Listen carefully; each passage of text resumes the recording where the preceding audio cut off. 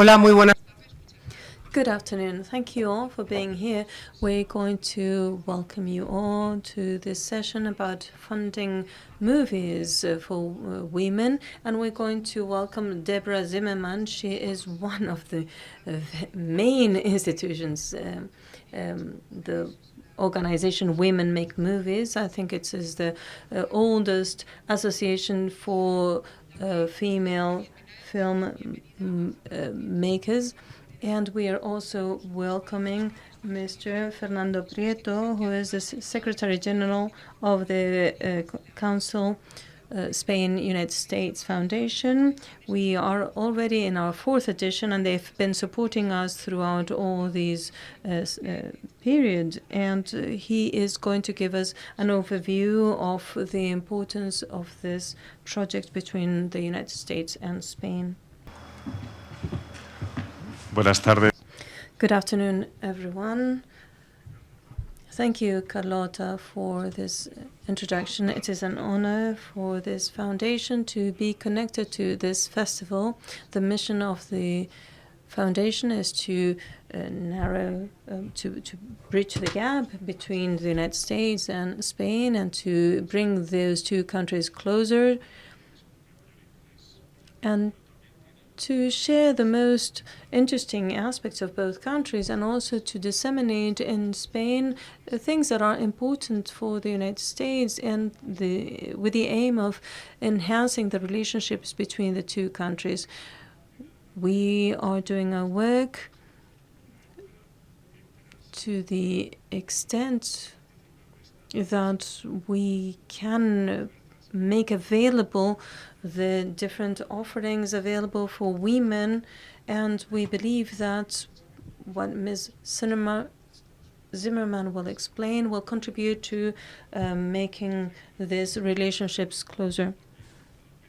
In this presentation, y solo quiero de nuevo reiterar nuestro agradecimiento por la posibilidad de colaborar con el festival. Buenas tardes. And I just want to reiterate the possibility and the opportunity of being part of this festival. Thank you very much. I would like to thank the Espacio Fundación Telefónica and Fundación Telefónica, who have been having us since the very first edition of this festival, and with whom we always carry out activities aimed at training and displaying the activities of the industry, and who always welcome us so well. And without further ado, I will give the floor to Mr.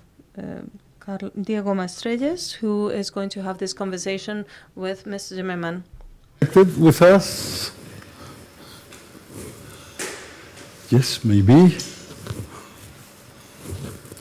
Hi, David. Hi. Thank you for being there.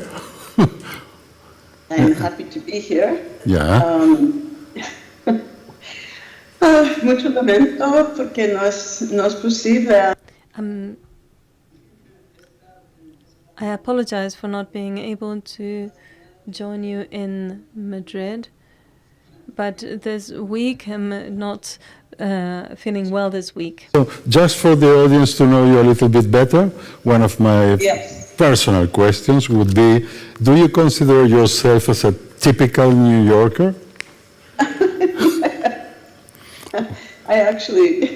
I say that I was born, I live, and I will die in New York. So yes, I'm very, very much a New Yorker. And that influenced your way of being with Women Make Movies, or no? Oh, no one has ever asked that question. Yeah, I think it influences everything about me, honestly.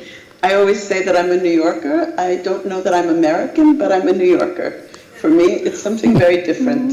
And I won't speak about politics, but I'm a New Yorker. Okay. So when did you reach Women Make Movies, and why did you step into? So that has to do with New York. I actually came to Women Make Movies straight out of university. I was studying women's studies and I was studying film. And there were really only two places where, two organizations that were doing this. And one of them focused on the media, just not film, but the media in general. It was in Washington, D.C., and the other was Women Make Movies, and it was in New York. And as a New Yorker, I wanted to return to New York, so I came to Women Make Movies as an intern, as a volunteer. It took me 3 months before I had the courage to knock on the door and say, I just want to work here. I'll work here for free. I just want to work here. And that was in 1978. So it's a very, very, very long time ago. Because Women Make Movies was created in 1972, if I remember well. Yeah. Why was created Women Make Movies? What was the purpose at that time? Yeah. So first of all, I just wanted to say, I don't know that we're the oldest organization supporting women filmmakers in the US, but certainly one of them. And we were started with a very specific purpose, and that was actually to teach women to make films, because there were very, very few women that were making films at the time. And so we started actually in a church basement, just putting up signs in the neighborhood saying, if you want to make films, if you want to learn how to make films, come on Wednesday night and we'll teach you.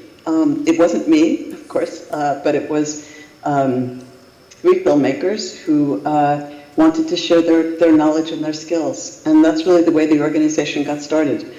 There were about 40 short films that were produced between 1972 and 1978. And when I came, the organization was already doing some distribution of those films, really community screenings, showing the films to people in the neighborhood, showing them outside on screens and showing them in churches and libraries, and very much part of the community. But they were focused on documentaries from the very beginning, or it switched? No, not at all. They were fiction films, they were documentaries, they were really all kinds of things. There was a film about street harassment, women being harassed in the street, that was not a documentary, it was a fiction. There was another film called How to Cut Up a Chicken, which was for for women in the neighborhood, like kind of a cooking class. There was another one which was about a very well-known murder of, it's a long story, I won't go into it, but it was about a woman who was really convicted by the press after there was, her children were actually murdered. Yeah, lots of different kinds of films, both documentary and fiction. Yeah, and all those films from the beginning are at the Women Make Movies collection at the Academy Film Archive? Some of them are, yeah. Actually, well, let me give you a little bit of history to bring us to when our films went to the Academy. Yeah. It's a long history, I won't go into everything. But when I came to the organization, we were funded by the National Endowment for the Humanities, the federal funding agency, as well as the state funding agency. And we had a change of government, and we lost a lot of our funding. It was when Reagan actually came into the government. So we had to figure out how we would continue to exist as an organization. And even though people were still asking us, even though we had no money, we had almost no office, we had no staff, people were still asking to see the films that we distributed. They weren't just the films that we had produced. By that time, there were other women making films, and we started distributing their work. And we had about maybe 50 films in the collection. Maybe 3 or 4 of the early works were there, but those really remained kind of workshop films and weren't so much films that we distributed. The very big film that we had was a film that's still in distribution to this day called Health Caring, From Our End of the Speculum. And it was about women's health issues, very much like a very famous book called Our Bodies, Ourselves, which was really, this is very much the second wave of feminism in the US and very much the beginning of that movement. So anyway, we started distributing films, and that's really when I came as the director. And we really focused on distribution for about 10 or 15 years. At the same time, we wanted to continue our commitment to helping women to get their films made. so started a production assistance program, and we started working with a filmmaker named Julie Dash, who was actually the first African-American filmmaker to have a film in theatrical distribution. And we helped her to raise money for a very, very famous film now called Daughters of the Dust. So we really focused on distribution, but again, started helping women to make films. And by, oh gosh, the 80s? Sorry? In the 80s, by mid-80s? Yeah. Yeah, this was in the 80s. In the 90s, we started traveling around the world.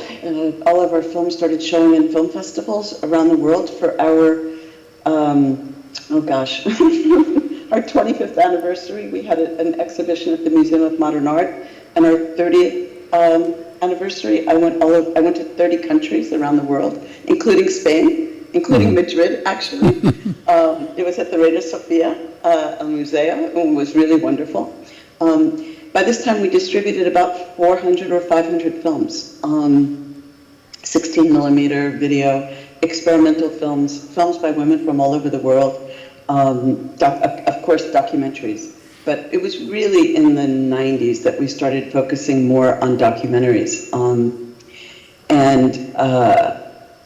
Up until that point, we were distributing fiction, like Helgi Saunders films and other films by German and European women filmmakers. But it was very expensive to do fiction films. 35 millimeter was very expensive, 16 millimeter was very expensive. And we realized that if we wanted to do theatrical distribution, we could only do like 4 or 5 films a year. And we really wanted to be able to support more women. So we decided to focus on documentary.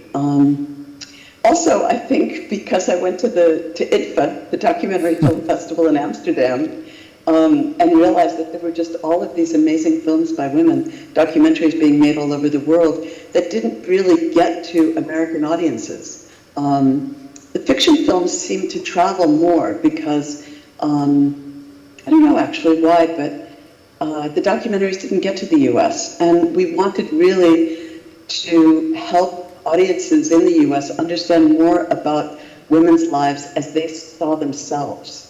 That's always been a focus of Women Make Movies. It's not just to support women filmmakers in terms of gender, but to support their visions on the screen and to support films that really looked at the world in the way that women see it and the issues that are important to them.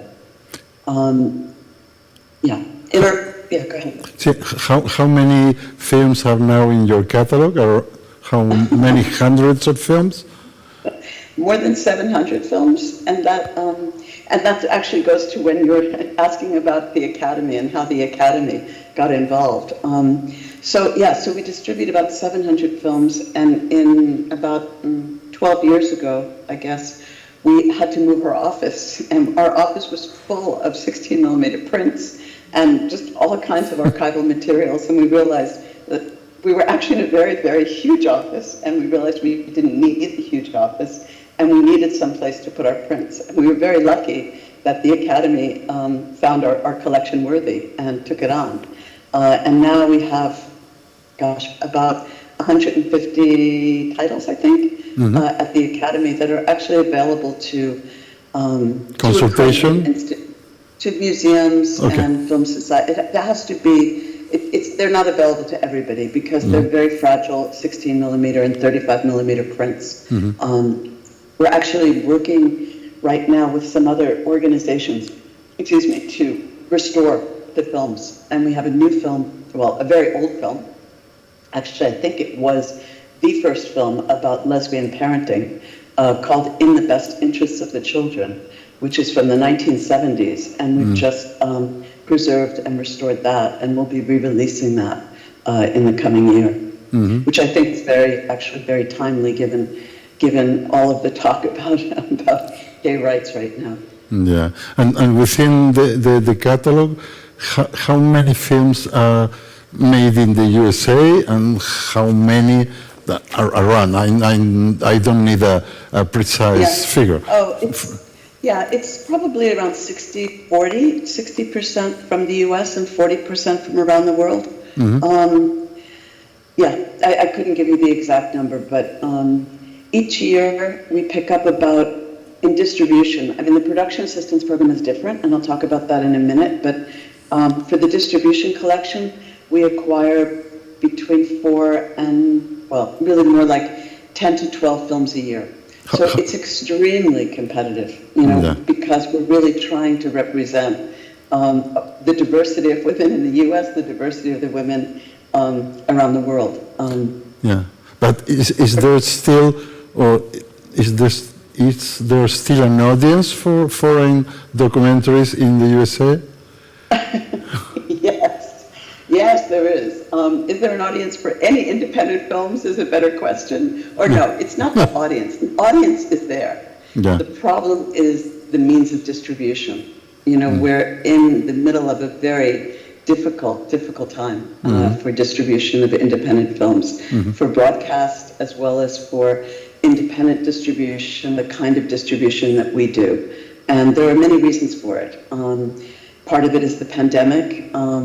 For us, what we call our back end, which is the way that we've always made money, because Women Make Movies is a non-profit organization, but we are funded not just by government grants, but by the money that we make licensing films and selling films, particularly to universities. And budgets were really cut in universities. There's also so many films out there, and so many films available for free on YouTube, and streaming on Netflix and on Amazon, and the competition is really fierce for people's eyeballs. You know, even theatrically is also having a really difficult time. And there are educational distributors that have followed the model of Netflix and Amazon and the other streamers, and they've become subscription services. And actually, this is very bad for independent distribution and independent filmmakers, because the filmmakers end up with very little money, because the streamers take a certain, well, not Netflix, not the commercial streamers, but the non-profit, the educational ones, take 50% of the income. Then we take a percentage, because we're the ones that are marketing the films, and then the filmmaker gets another percentage. So this is part of the difficulty right now. But it hasn't stopped us from acquiring films. In fact, a film that we are, cross our fingers, hoping to release in the coming months is a Spanish film from Catalan. Yeah, it's Patty Franquesa's film called, in English, My Sextortion Diary, which actually we saw first at Docs Barcelona. At Docs Barcelona. So that's a really great example of how we find films. I know you were curious to see how we find films. Yeah. Go ahead. Just to get back to the question you were speaking about, did you still can sell films to, I don't know, PBS, POV, public broadcasters? Yes, they still buy? Actually, yes, they still buy. In fact, we have 2 films right now. I can't say which ones, which are in the they're finalists for POV for this year, actually. So yes, again, it's just more difficult. You know, we used to be able to pick up a film, and I'll give you an example. I'll use a Spanish film. We don't have very many Spanish films, but this is another one called Es el Matador by Jaime Cubero and Celeste Caracedo. And that's a film that we were able to acquire without really even thinking about it. We knew that we would be able to find an audience. There were people that were very much against bullfighting and didn't like it, but there were enough people that were really interested. I think it would be very hard for us to pick up that film today. You know, Patty's film is of a very kind of current issue. It's an issue facing a lot of women and that people are talking about. And those are the kinds of films that I want to say, we would love to distribute many other films, but we have to be so careful, because we don't want to acquire a film that we can't find a market for. Yeah. because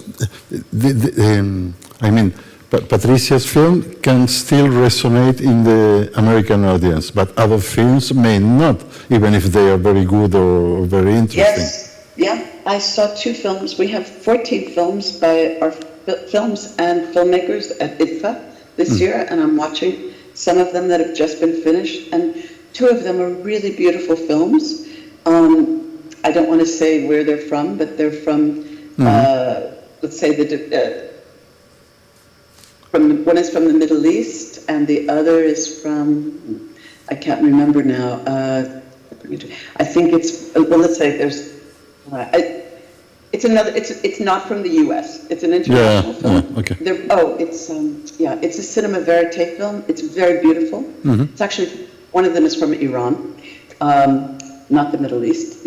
Anyway, those films, I don't know that we can find something. I don't know that we can do them. We did just acquire, and we're releasing a wonderful film called My Stolen Revolution, which is about Iran.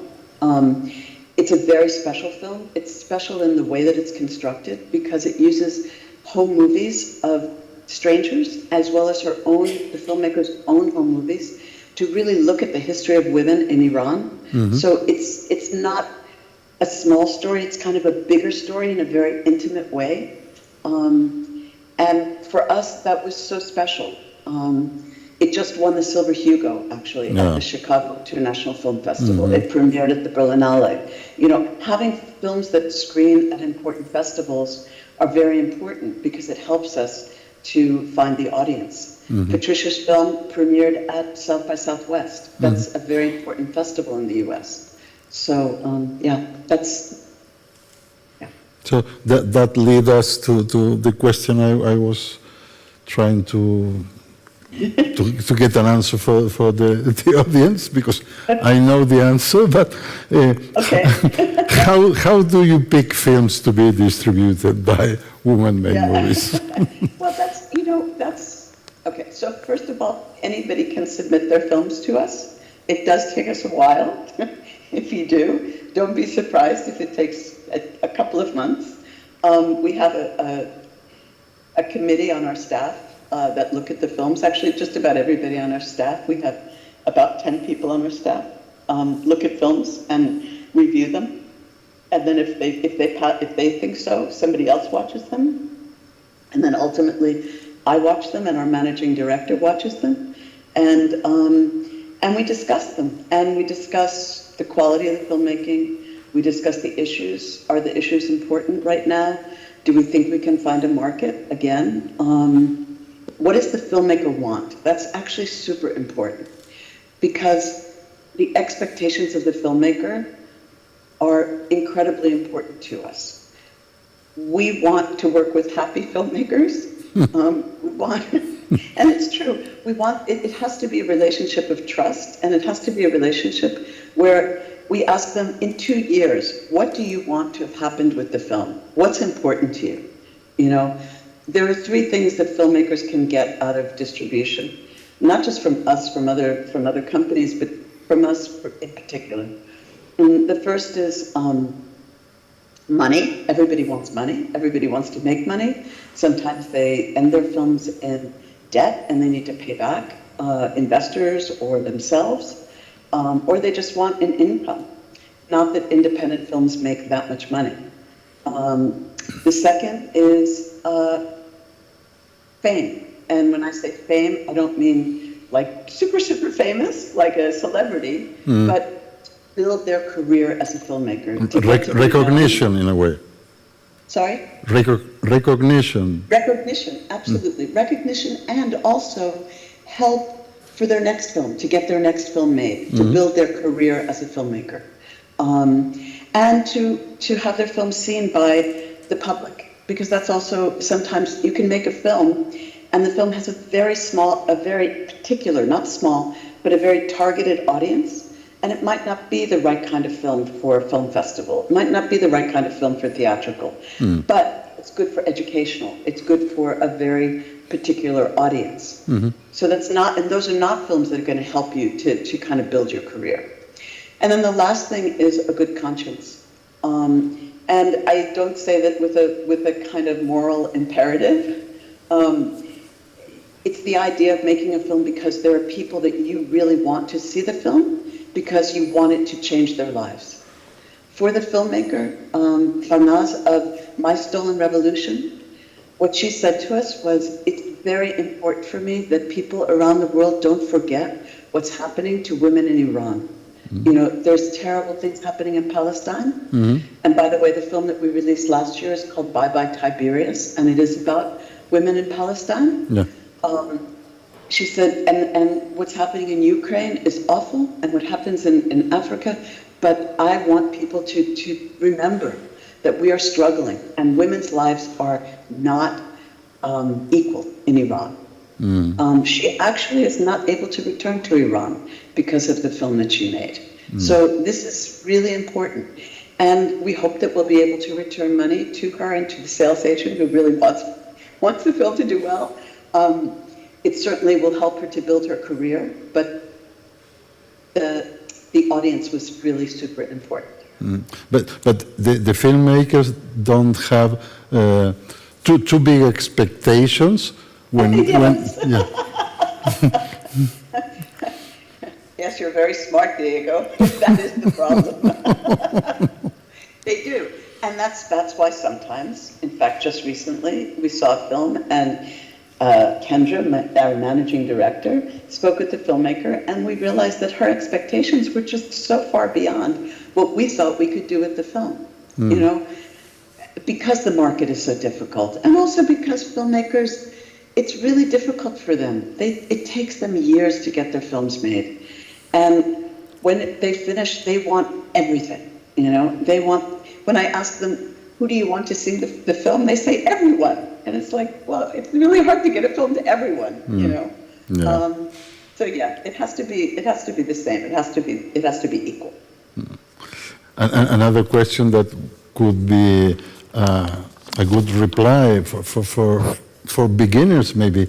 In which festivals do you attend during the year, or where have you been this last month? In how many countries, how many festivals and markets, and how many of them will you recommend to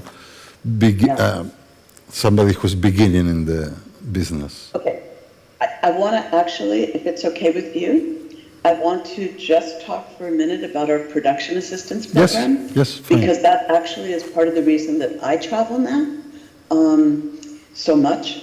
So, as I said, we didn't want to only distribute films. We wanted to help women in production.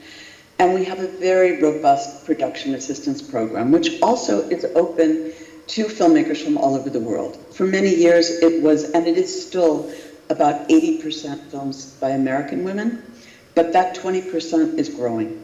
And partially it's because I travel so much. And I can't resist filmmakers. But the program is really about teaching filmmakers the business side of the business. It's really working with first and second time filmmakers, as well as very experienced filmmakers who have made many, many, many films. And the reason for that is because in the US, there's the way that we get our films funded is very different than in Europe. Mm-hmm. And one of the things that's very important is foundation funding. And in order to get grants, you need to have a nonprofit organization which is sponsoring your films, your applications rather. And Women Make Movies acts as that nonprofit organization. So that opens the door for filmmakers who are not known to the foundations or to the other funders. And it also allows filmmakers who are very experienced to actually get the grants that they wouldn't be able to get if they didn't have that support. We also do webinars on proposal writing and fundraising and marketing and budgeting to again, help filmmakers to get their films made. And the films in the production assistance program are not just films about women. They're films which are by women directors, but about any subject. By the way, I hear a little bit of an echo. No, I'm not sure. No? Good. No, Great. it's okay. Perfect. No. Okay. So, so we used to have about 50 films in the program. We now have 400 films in the program, which 400. is insane. 400 films, we just counted. And we have we had 20 films from our filmmakers that were eligible for the Academy Awards last year. We had 2 films from our filmmakers that were nominated, actually. One film from the program called To Kill a Tiger, which was one of 5 documentaries nominated for the Academy Award. And we also had a film by Maite Alberti, who we've sponsored her previous works, The Eternal Memory. We also had a short film by a short film nominated by a filmmaker named Christine Turner, an American filmmaker. In any event, some of the films in the program, about 50 of the films now, are finished, completed, screening all over the world, but they're now looking for impact funding. They're looking for money for distribution, marketing, and impact. So they stay in the program for a long time. Other filmmakers get 1 grant, and that's all they really do with us. They may get a grant from Chicken and Egg or Catapult, those funders that I know that you want to ask me about. And other filmmakers we work with very closely. And look at rough cuts. I just looked at an amazing film, a Ukrainian film called Frontline, with love from the frontline. Just incredible film that I was looking at. We've looked at different cuts. This was a fine cut. We do screenings with our staff while they're in production. We'll try to make introductions when we can make introductions. When the films are at festivals, we'll promote them. We send out emails all the time. These are films that are showing at the next festival. Like I said, we have 14 films by our filmmakers in IDFA and 11 films at Doc NYC this month. When they pitch at forums, we'll try to promote them and help them, prepare them to pitch. So that's what we do in the production assistance program. And that doesn't, sorry to interrupt you, that doesn't mean that you're going to distribute them in USA. No, okay, so just to be clear. No, it's just during production. For example, great example is Petra Costa, the filmmaker from Brazil. We have supported, I think, all of her films except for the first one. And just recently, Apocalypse in the Tropics, which is showing at IDFA. It's an amazing film. It's not about women at all. It's about the rise of fundamentalism in Brazil. That's a really good example. Madi Diop, who's I know that you want to ask me about fiction films. Madi Diop is a Senegalese filmmaker, and we helped her with a grant that she got for Atlantics, which was a fiction film. She now made a documentary, Dahomey, which wasn't in the program, but that's another film that has nothing to do with women. So, yeah, the production assistance program does not mean, even if it's about women, it doesn't mean that we're going to distribute it. Again, because we can distribute many fewer films than we can actually help in production, at any given time. So, where do I go, and what markets and festivals? Do you want me to get there, or do you have other questions? But you also wanted to show some things about the production assistance program? I can just show our website. Let's see. You'll have to tell me if, no, it's not working. Hold on. There we go. Okay. I think you can see my screen? Yeah. Yes? Okay. So I was just talking about the films that we have at IDFA. This is just the beginning of our website. This is actually a series about women in politics that we're doing at a theater here in New York. That's opening this week because of what's going on with our election. It's ending on our election, and we're hoping it's a good election, good outcome. I'll just show you just a little bit about our latest releases. So here is My Stolen Planet, the film that I was talking about, Bye Bye Tiberius. We are showing Bye Bye Tiberius at Casa Árabe, in another venue of the festival. Yeah. It's a wonderful, wonderful film. Yeah. I highly recommend it. This is a film called Is There Anybody Out There?, which is a British film about, or Australian film, about a woman who's born with a very rare disability. She has no muscles in her legs. Well, you can, anyway, I'm not going to describe it right. And this is a film by a British filmmaker who's been living in the US called My Name is Andrea, about Andrea Dworkin, a very famous feminist. So that just kind of gives you a picture of some of the films. Okay, so this is, let's see, I think I'll go to, these are some of our workshops and webinars. I just want to mention that because they're open to everybody, we do our webinars. We used to do them in person, but now we do them all online. And we have 2 sets of webinars in the fall. We'll be starting one very soon. And then in the winter, spring, and we do them at noon in New York so that they're accessible to as many people as possible around the world. And let's see, this is the production assistance program. And this is just some information about the program. I just wanted, you're not going to be able to read it, but I just wanted to show it to people.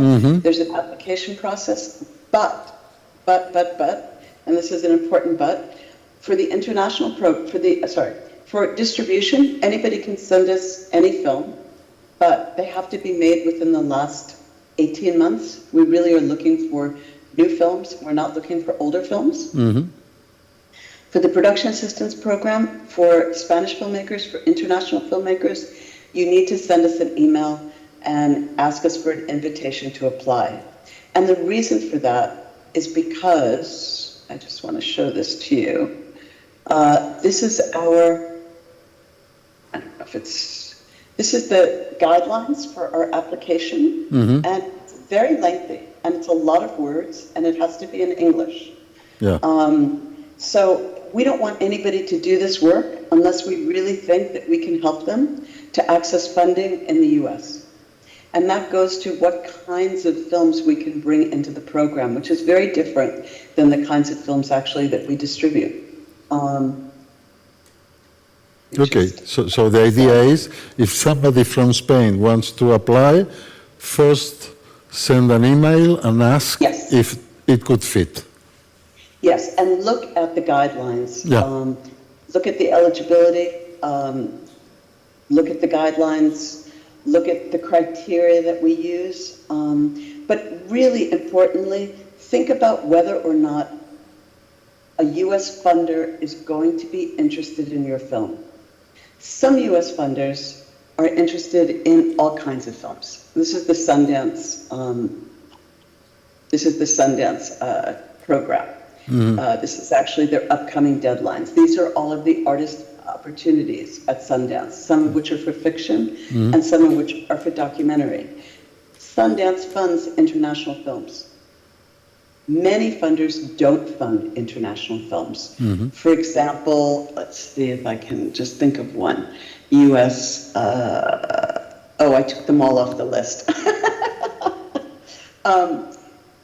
Look at films that are similar to yours in content and see who funded the film and see if US funders were interested in funding the film.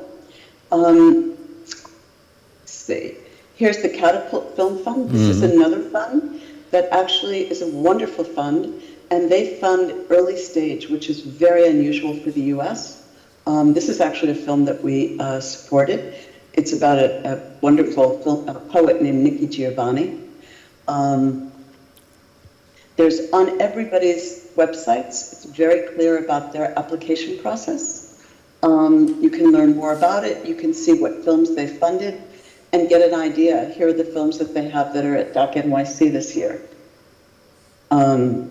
Actually, Writing Hawa is one of the films that we sponsored and that we've been working with. It's actually a really interesting film because it's by an Iranian filmmaker with a German producer. It's from Afghanistan, and Qatar helped to support it, and also France. So it's a very international film.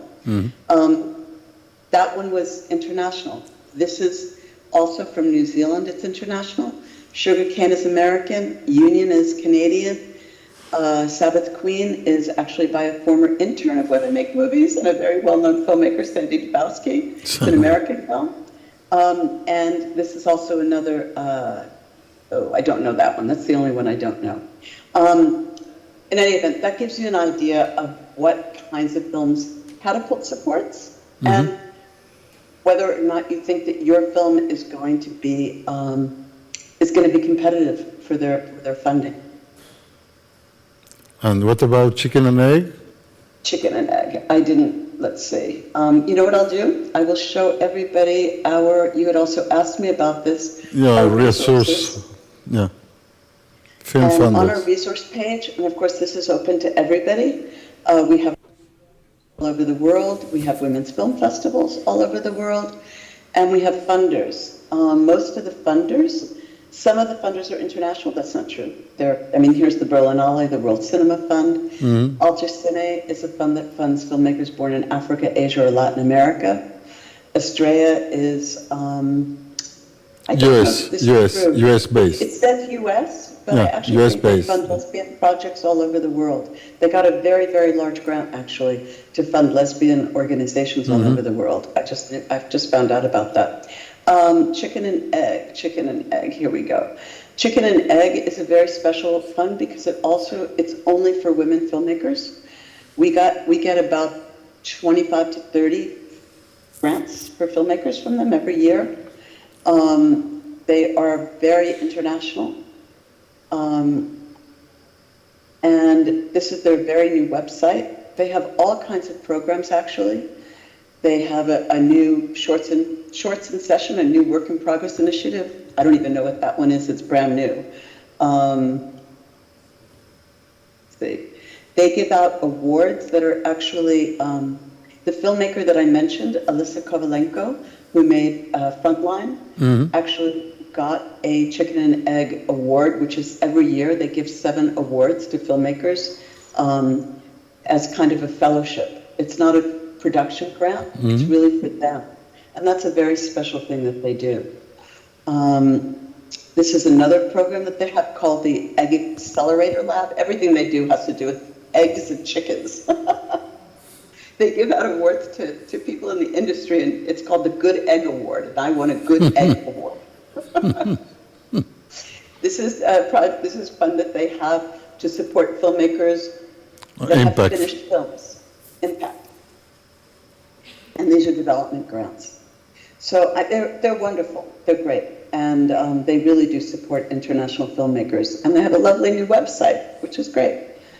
I want to just talk a little bit before I go to the, I want to talk about the kinds of funding that filmmakers can do, because there's really a lot of different kinds of funding. I'm going to put this up. I don't know if people can read it, but the important thing is that there are all of these different kinds of ways of getting funding. And I just want to quickly go through them. Yeah. And then you'll see why I'm going to talk about markets and festivals and why they're so important.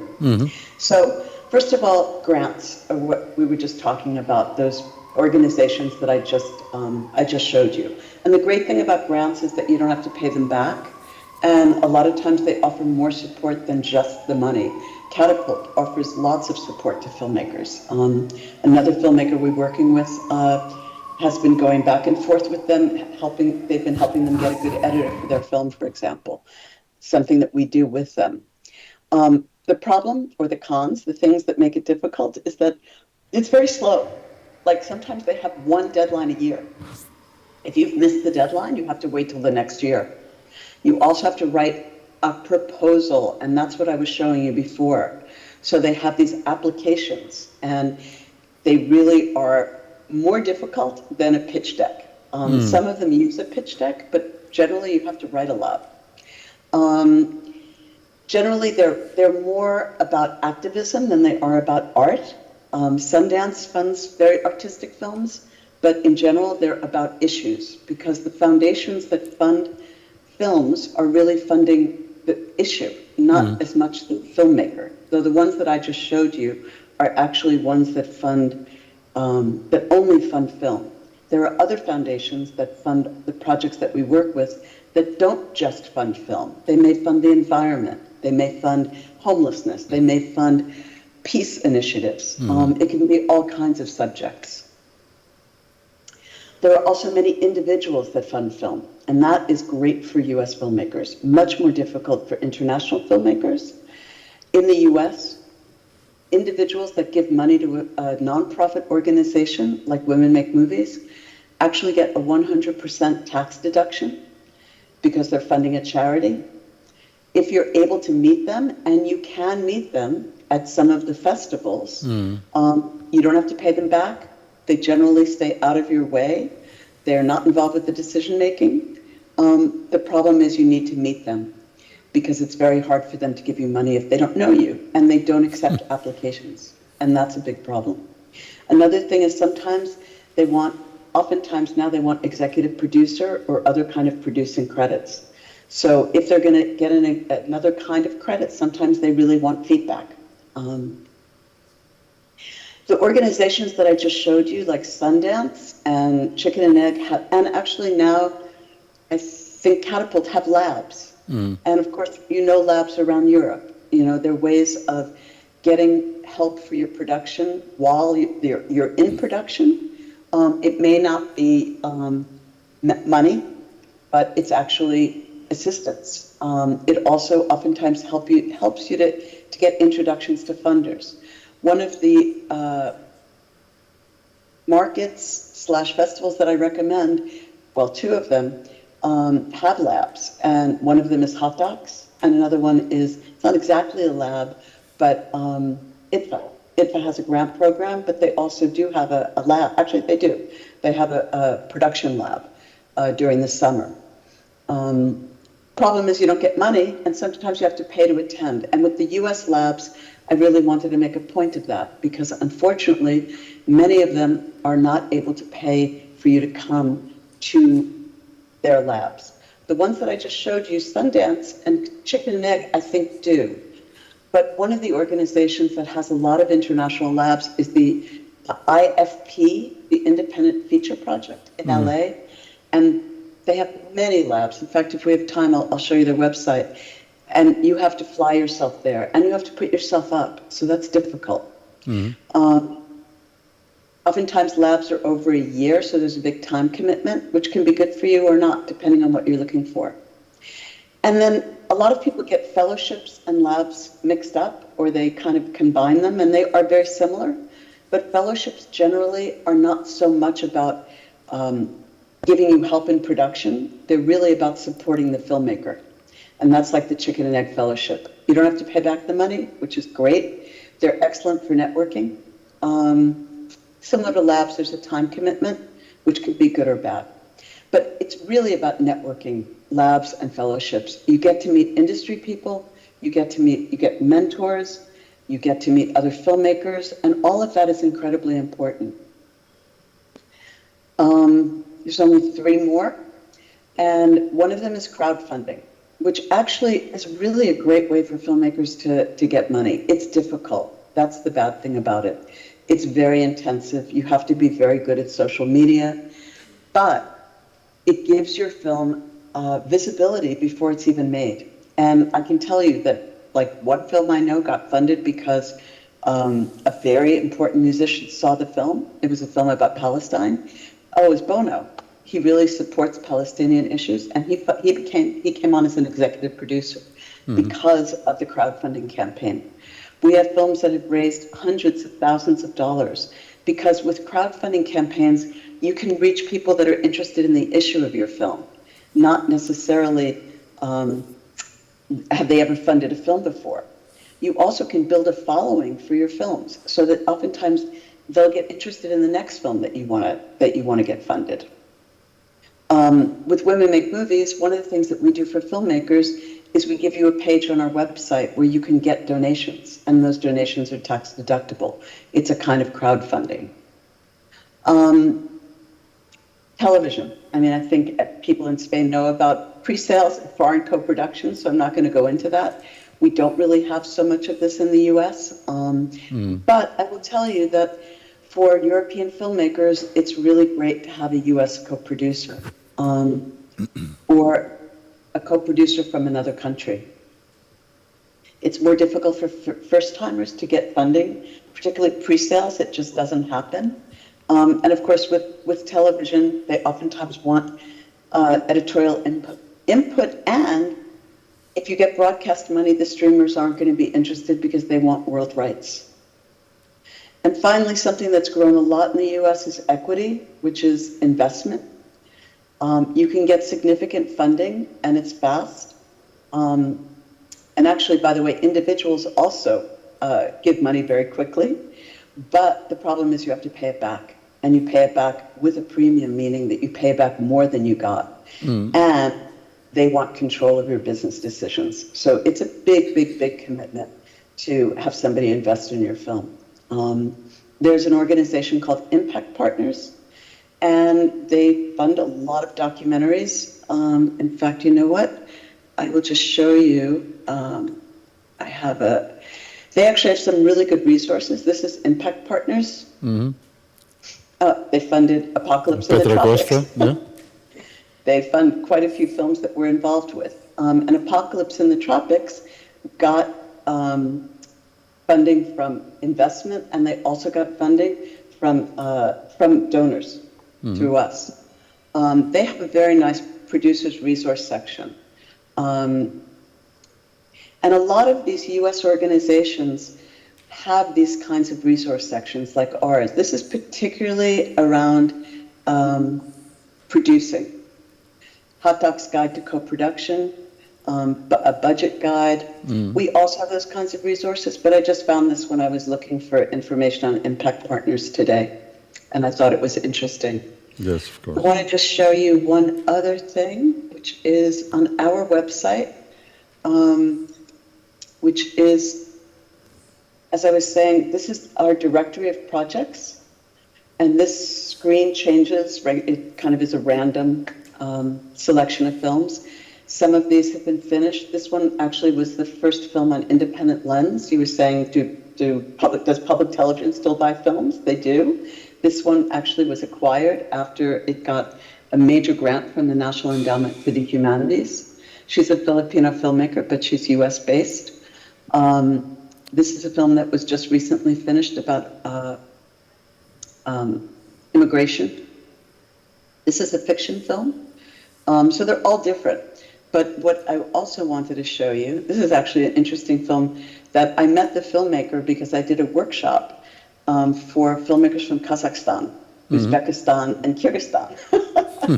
And it's a really interesting film about Kazakh women who were named by their parents' wishes a name which means, may it be a boy. Oh. So they live their lives with the name "May it be a boy," and this is their website. It's not their website at all. This is their page on the Women Make Movies website. This is the filmmaker Katerina Surorova.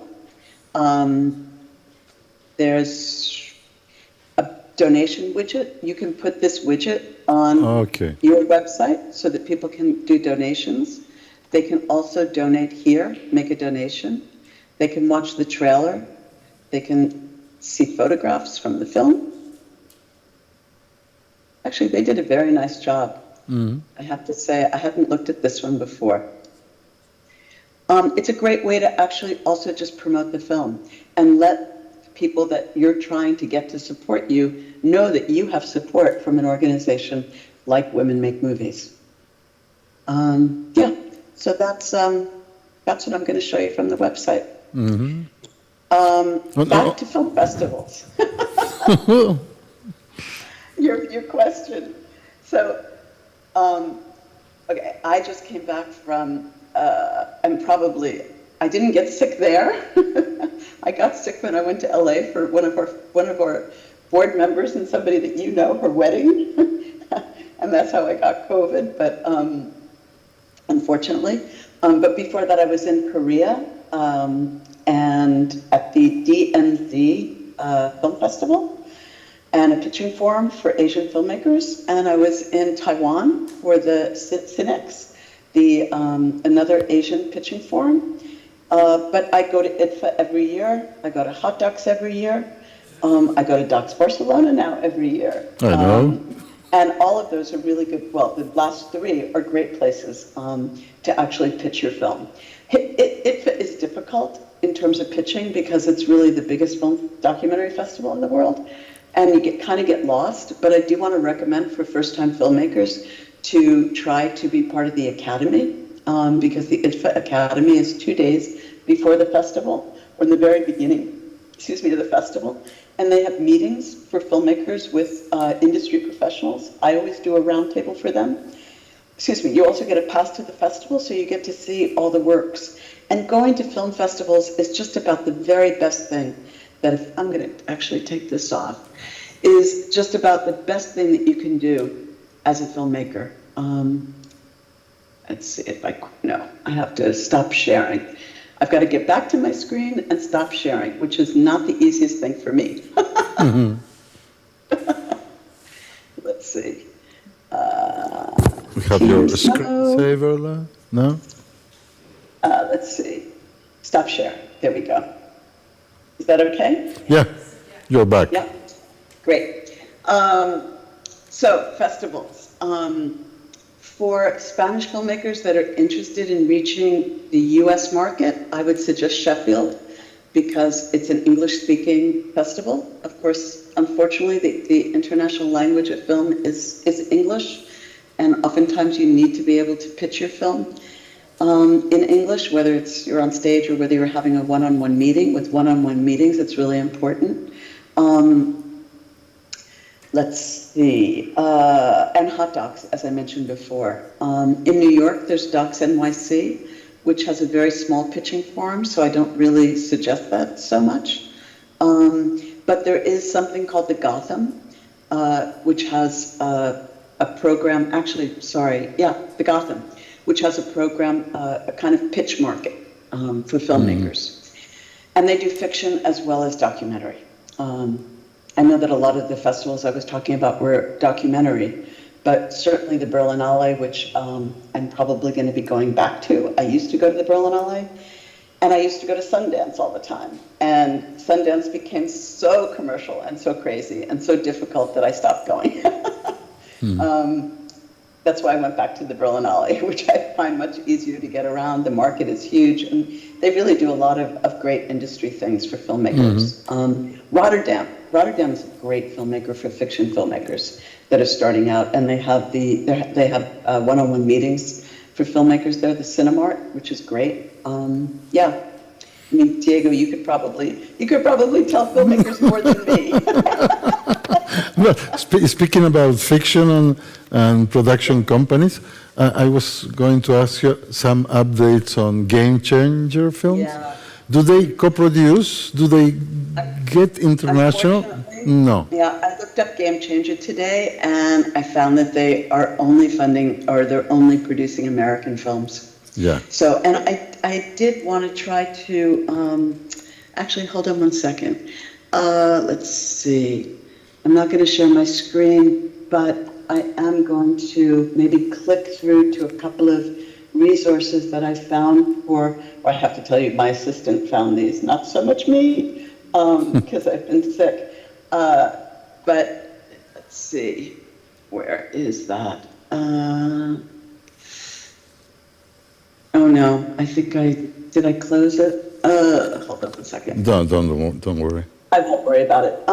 There are the same kind of resources that I just showed to filmmakers for documentary. There are some of them for fiction. The San Francisco Film Foundation supports fiction. I mentioned before IFP, which supports fiction. In order to get a production company in the US to support your film, I have to say that I think the very best thing to do is to go to these major film festivals, to go to Rotterdam, to go to the Berlinale. That's where they go, and that's where you can find them. And you know, people don't realize that the markets in these festivals, that you could apply for a market spot. You know, I found documentaries there by filmmakers that actually just paid whatever it is to get a slot in a market. Docs for Sale at IDFA is another market for documentary, and there are markets for fiction. But going to the festival itself and just meeting people is so important. I always tell a story. There's this filmmaker named Carmelita Tropicana. Actually, no, the film was called Carmelita Tropicana. The filmmaker was her sister, Ella Troiano. And she was online at a film festival, and there was a guy standing behind her, and it turned out that he was the programmer for the Berlinale, for the Panorama. And when she finished her film, she sent the film to him. And she ended up getting into the festival, and that kind of launched her career just by going to a festival. So, yeah, I'm a big proponent of film festivals, as you know. I will only ask if there's anyone from the public who wants to ask something. No. Yes, we have one question on the public. If they bring you a mic. Maybe you could ask a question. Oh, they don't have a mic. Yes.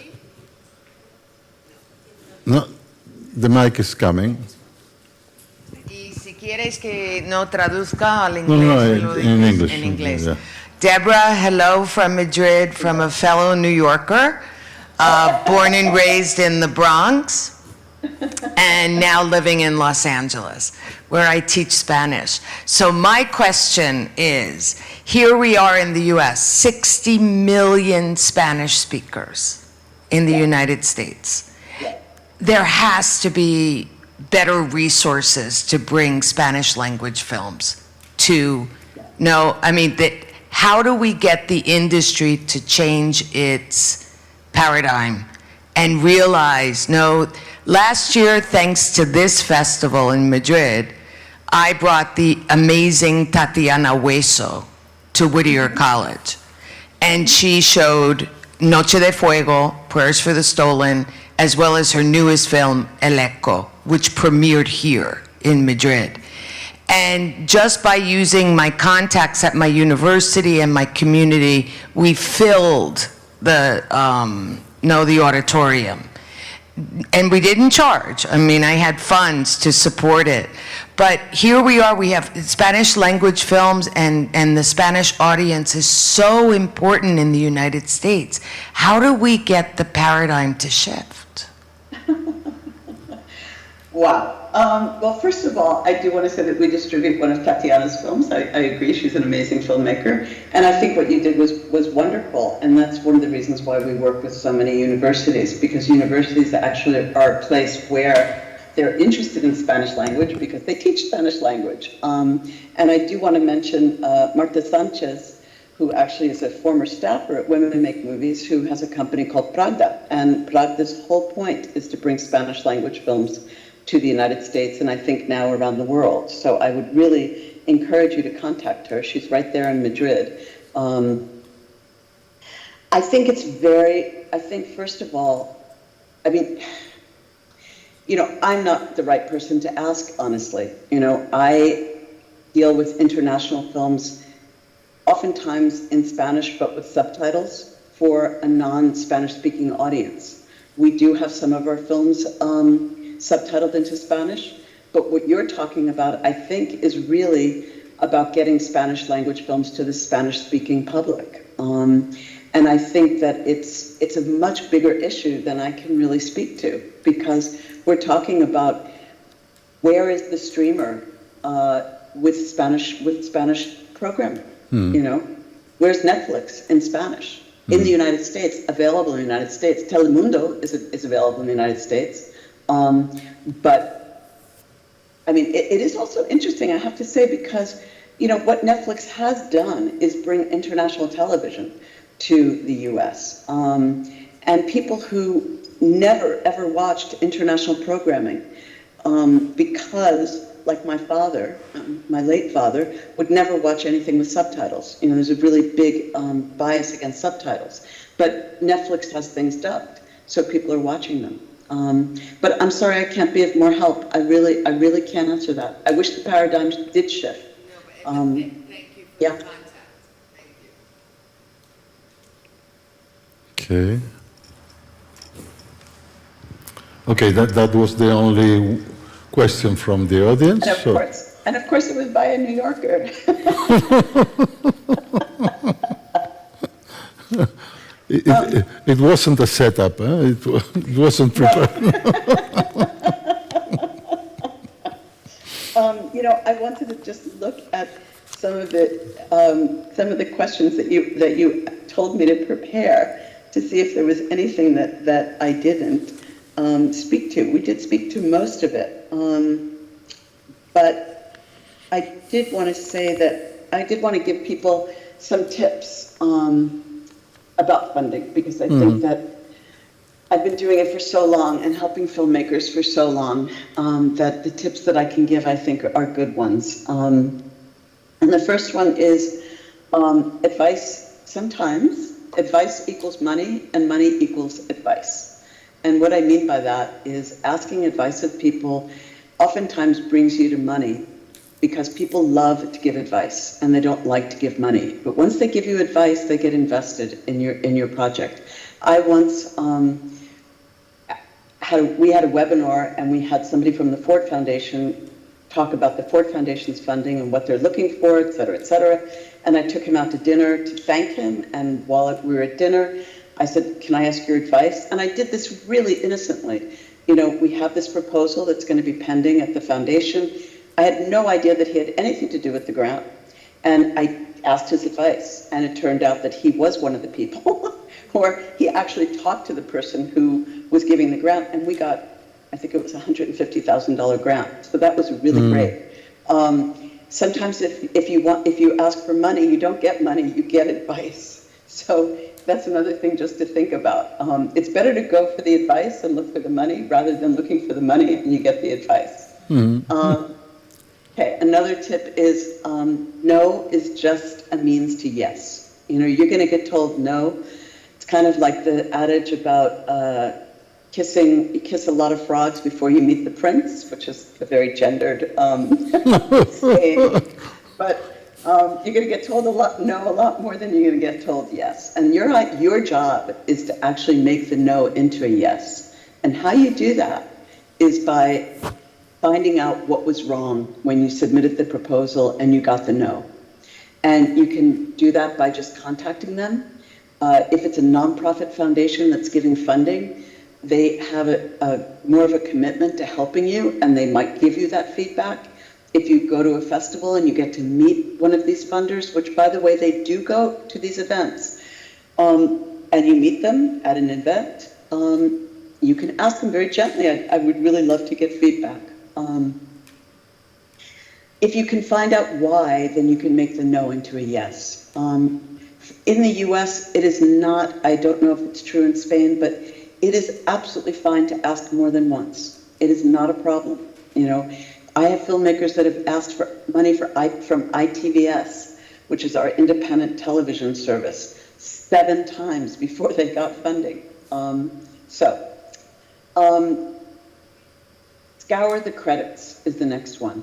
One of the best things you can do is look at the films. Well, first of all, just as a filmmaker, look at films that are similar to yours in terms of subject and in terms of style, and look at who funded them. Those are people that might be interested in funding your film. Look at who distributed them.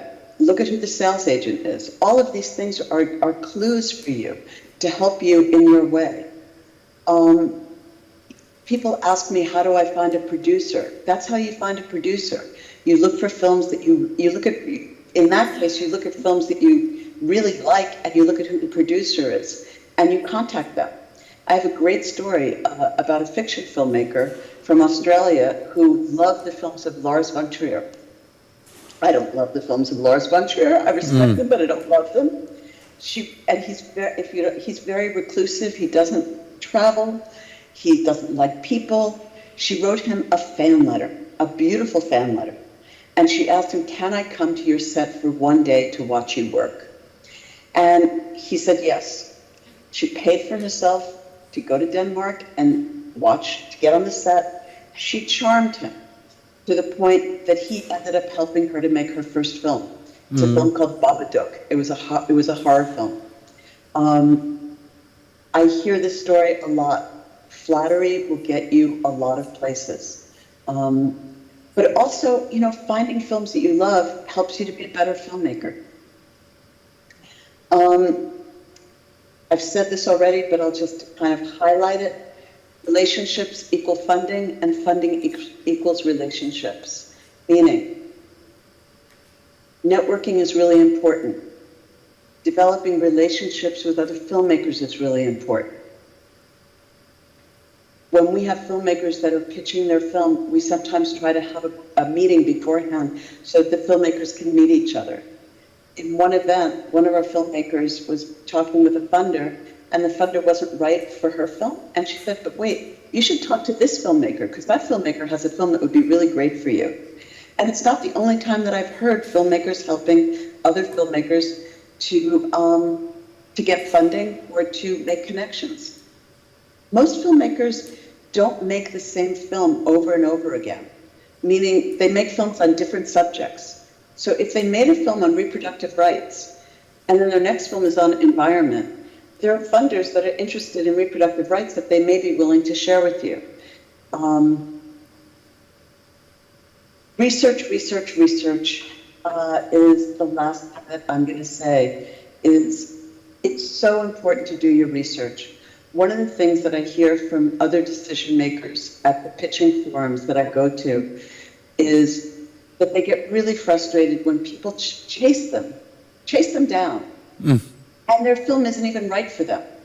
This happens to me. Like, guys won't even do their research. It's called Women Make Movies, and they're directors of the films, and they think that we're going to support them. And okay, that's fine if you just happen to run into me. But if you send me 3 emails trying to get a meeting with me, it's a waste of my time, it's a waste of your time.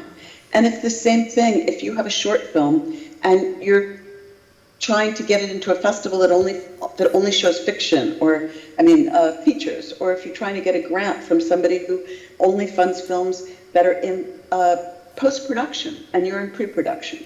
Don't waste people's time. Don't waste your own time. Don't waste their time.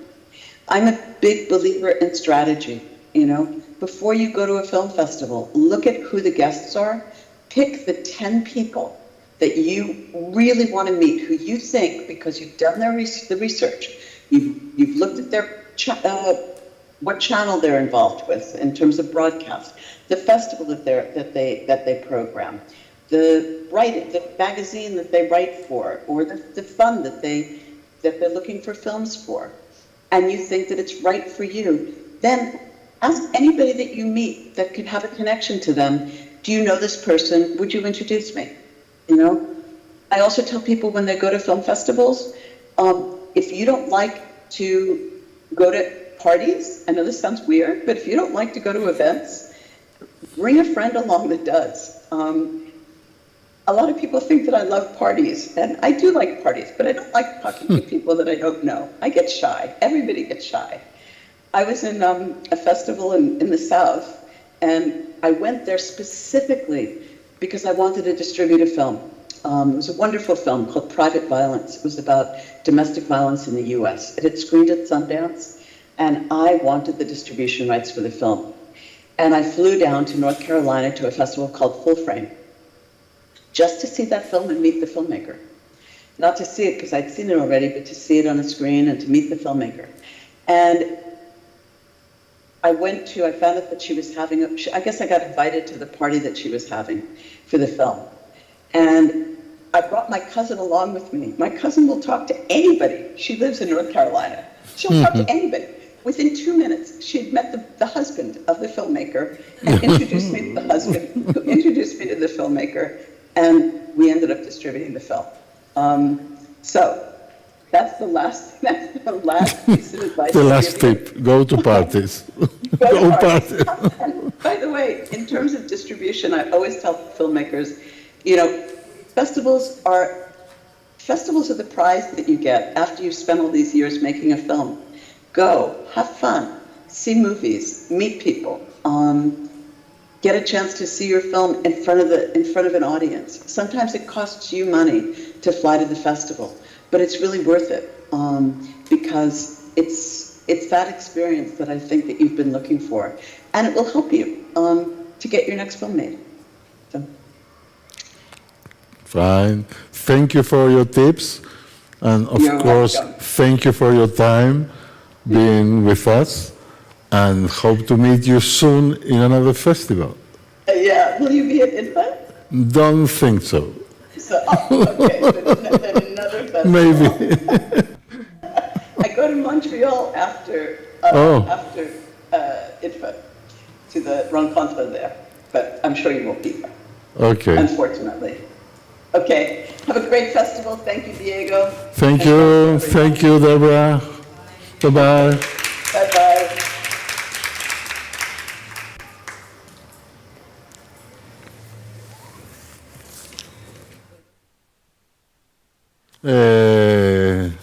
Gracias a todos. Thank you very much. Good afternoon, good evening, good night to all of you who are watching the streaming, and we expect to see you in the upcoming events within this series of film made by women festival.